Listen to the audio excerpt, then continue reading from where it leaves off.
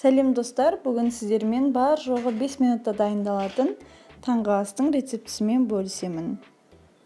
Каналыма жазылып, лайк басып, видеоны достарыңызға таратуды ұмытпаңыздар. Гренки өте дәмді және қытырлақ болып піседі. Ол үшін алдымен бізге нанымызды өзімізге керек формада кесіп алуымыз керек, көбіктеп немесе ұзыншалап.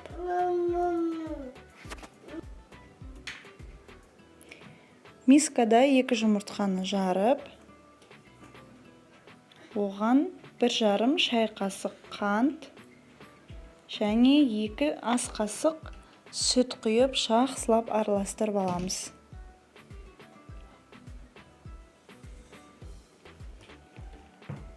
Енді осы смеске нандарды батырып дайындап аламыз.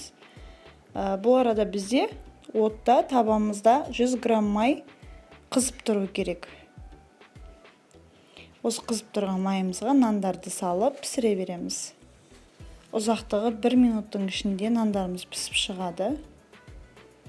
Кішкене қызартыңқырап алсаңыздар, қытырлақ болып шығады, бірақ күйіп кетпесін.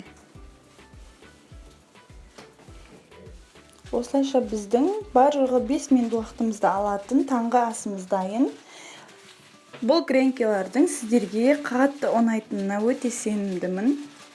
Достар, менің каналымда күнделікті видеолар шығып отырады. Оларды жіберіп алмас үшін қоңыраушаны басып каналыма жазылыңыздар.